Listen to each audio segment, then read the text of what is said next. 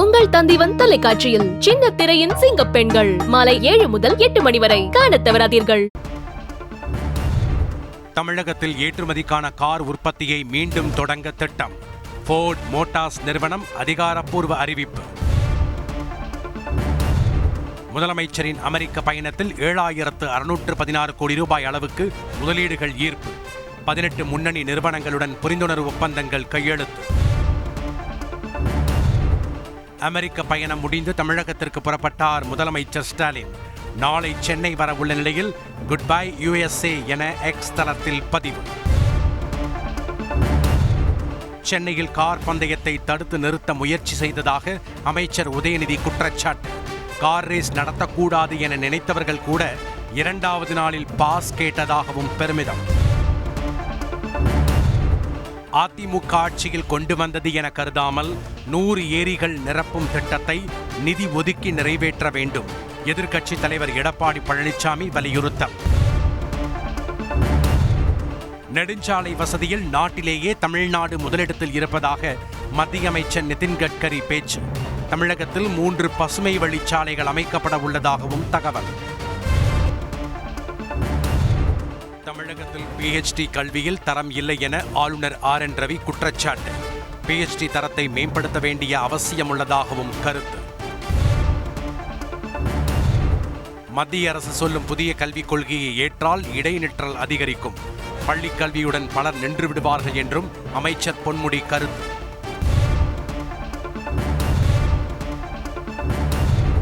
திருப்பத்தூர் மாவட்டம் நாற்றம்பள்ளி அருகே வெலக்கல் நாத்தம் தேசிய நெடுஞ்சாலையில் தீப்பிடித்து எரிந்த கார்.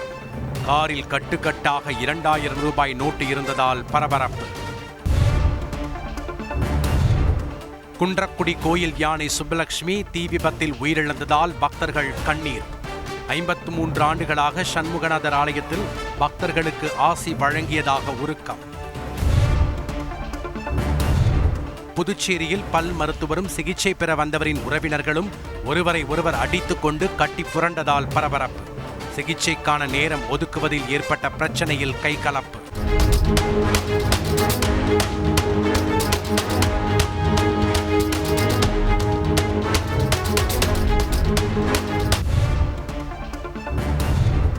ஈரோடு மாவட்டம் ஆசனூர் மலைப்பகுதியில் துணை மின் நிலையம் அமைக்க நிலம் அளவீடு செய்ய வந்த அதிகாரிகளுக்கு எதிர்ப்பு.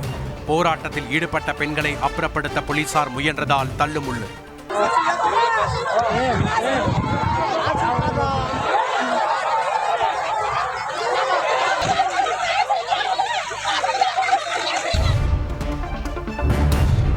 மத்திய நிதி அமைச்சர் நிர்மலா சீதாராமனிடம் மன்னிப்பு கோரினார் உணவக உரிமையாளர் சீனிவாசன்.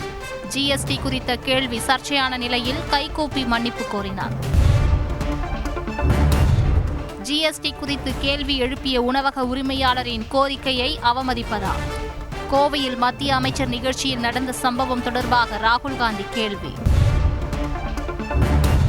மத்திய அமைச்சரிடம் கோவை உணவக உரிமையாளர் மன்னிப்பு கேட்டாரா அல்லது கேட்க வைக்கப்பட்டாரா என DKS இளங்கோவன் கேள்வி. அவரை அச்சுறுத்தியதாக சந்தேகம் எழுவதாகவும் பேட்டி.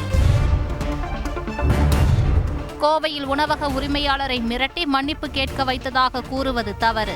தவறாக பேசிவிட்டேன் என கூறி அவராகவே வந்து மன்னிப்பு கேட்டதாக பாஜக MLA வானதி சீனிவாசன் விளக்கம். உணவக உரிமையாளர் மன்னிப்பு கேட்ட வீடியோ வெளியான விவகாரம். தனிப்பட்ட சந்திப்பு வீடியோவை நிர்வாகிகள் வெளியிட்டதற்கு மன்னிப்பு கோரினார் தமிழக பாஜக தலைவர் அண்ணாமலை. GST விவகாரத்தில் நிர்மலா சீதாராமன் AC அறையில் அமர்ந்து கொண்டு எப்படி வருவாயை வரவைப்பது என்று மட்டுமே சிந்திக்கிறார். GST கொடுப்பவர்கள் பற்றி சிந்திப்பது இல்லை என்றும் அதிமுக துணை பொதுச் செயலாளர் KP முனுசாமி குற்றச்சாட்டு. அமைச்சர்கள் KKSSR ராமச்சந்திரன், தங்கம் தென்னரசு மீதான சொத்து குவிப்பு வழக்குகளுக்கு தடை கோரி மேல்முறையீடு. தமிழ்நாடு அரசு பதிலளிக்க உச்சநீதிமன்றம் உத்தரவு. வழக்கு சம்பந்தமாக நீதிபதிக்கு இமெயில், வாட்ஸ்அப் அனுப்பிய மனுதாரரால் அதிர்ச்சி.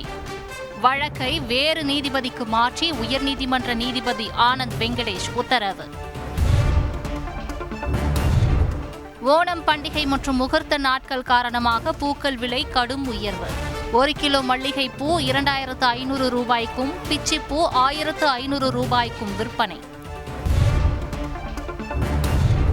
குலசேகரப்பட்டினம் தசரா திருவிழாவில் சாதி கொடி, ரிப்பன், டி-ஷர்ட் அணிந்து வர தடை. இரும்பினாலான ஆயுதங்கள் கொண்டு வரவும் தடை விதிப்பு. ஆலோசனை கூட்டத்தில் முடிவு.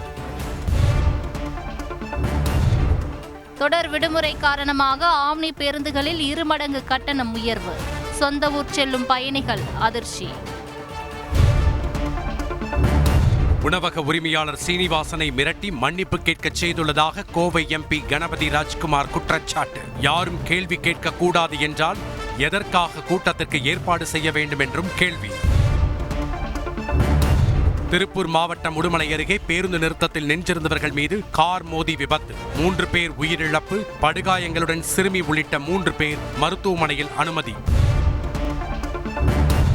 அந்தமான் நிக்கோபரின் தலைநகர் போர்ட் பிளேயரின் பெயர் ஸ்ரீ விஜயபுரம் என பெயர் மாற்றம். நாட்டை காலனி ஆதிக்கத்தின் சுவடுகளில் இருந்து விடுவிக்கும் விதமாக பெயர் மாற்றப்படுவதாக மத்திய அமைச்சர் அமித்ஷா தகவல்.